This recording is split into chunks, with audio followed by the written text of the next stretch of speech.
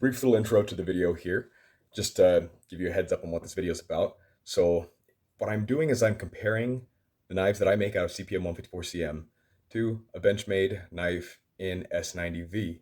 These are both intended to be used in a lot of outdoor activities. This one's mostly for hunting. Mine is for hunting and bushcraft. I am cutting the exact same rope. It's actually from the same spool of twisted sisal rope. It's important that it's twisted sisal because there's other ropes that are softer that people use for these tests, but twisted sisal is the one that has to be used. I'm cutting using the same cutting board and a lot of the same techniques, both sawing and pressing. So please enjoy this video. I'm going to put a link to my Etsy down below where you can buy my knives if you're impressed by this test. Please enjoy the video and please subscribe.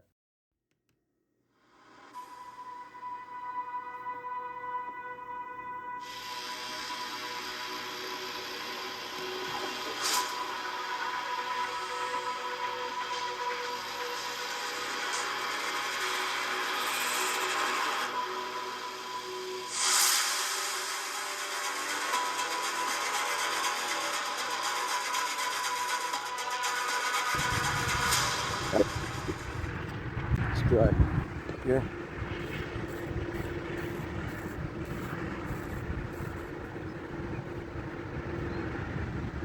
Okay. That is not shaving sharp anymore. There is about 20 hairs and like 7 hairs, but most of the hair that was in this section of my arm is still there. It is no longer shaving sharp at 80, and that's on a 3/4 inch twisted sisal rope. Let's see here, let's try my leg real quick.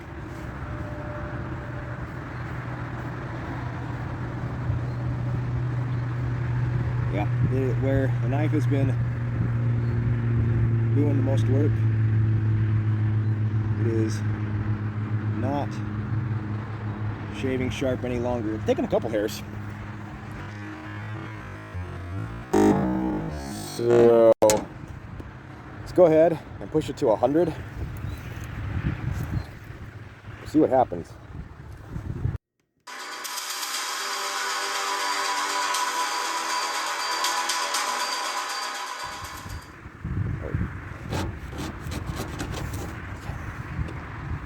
Right, 100 passes through the 3/4 inch rope, so that's the equivalency of 75 inches on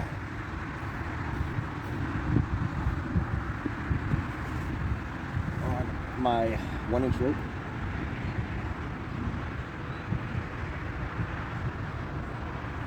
Yeah, the part of the blade that's been doing the cutting has stopped shaving.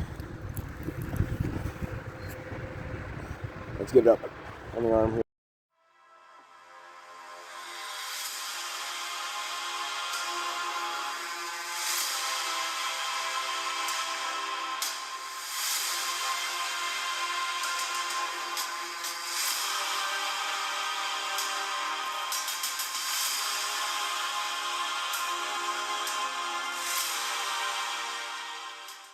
That's 60 passes. Let's see how it's doing. Let's see. Gotta find a place where there's some hair. Let's see.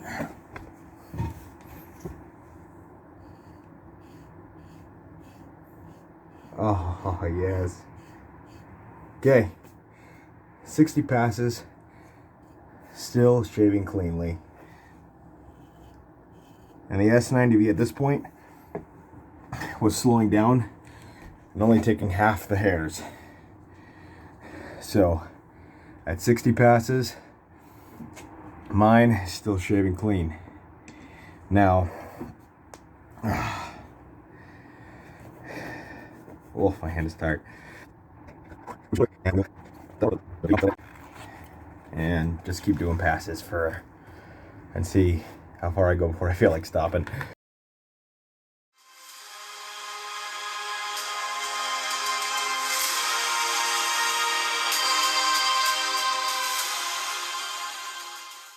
"100 passes.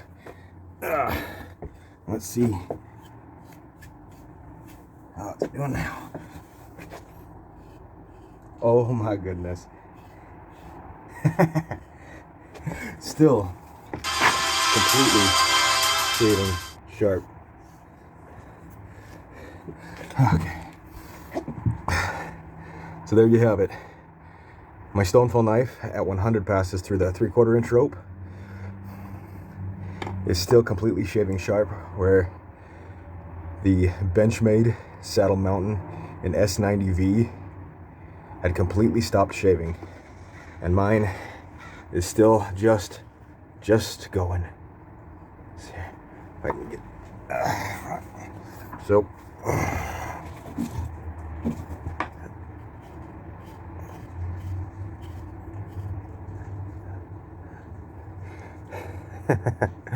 yeah, that's what I'm talking about.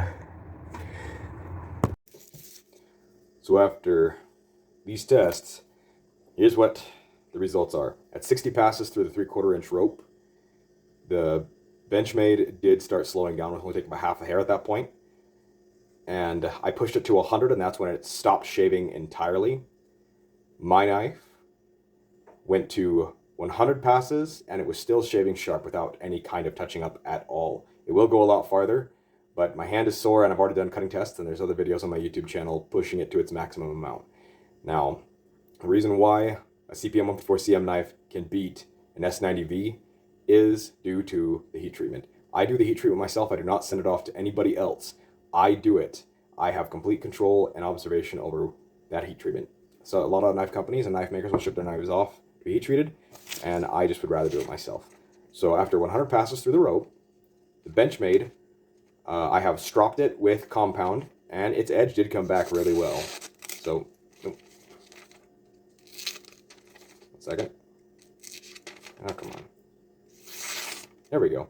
So this is phone book paper. It's thinner than regular printer paper. It's a good way to test sharpness just because it is a little bit more advanced level of sharpness than printer paper is. So this is the area that did the most cutting. And as you can see, its edge is back very nicely. And with my knife, at 100 passes, and no stropping at all, I just did the cutting test and I'm just standing here. This is the edge after doing the cutting test, no strop.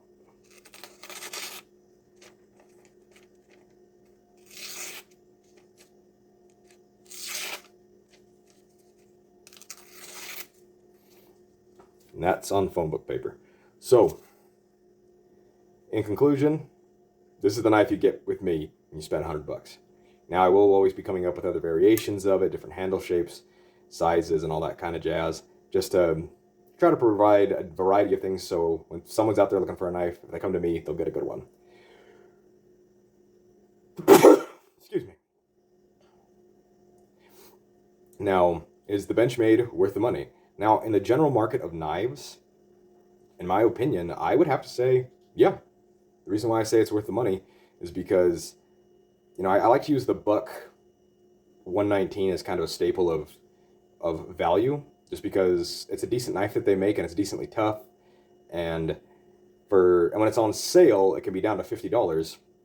And at $50, it'll go through about 7 inches of rope before it stops shaving entirely.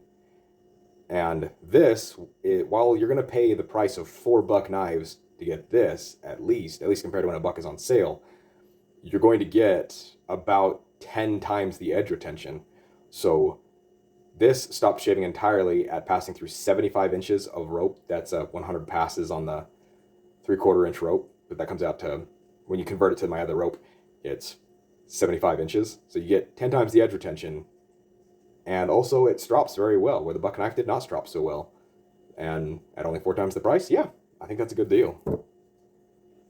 Me, I make these knives for $100, and it'll beat out the Benchmade in edge retention. I'm going to be doing some other tests here soon. I'm going to also put the Benchmade through my center block tests, my antler chop tests, my dulling and resharpening tests, just because I want to do the full measurement, because I do believe this is a top shelf quality knife, and I want to show what mine can do compared to it.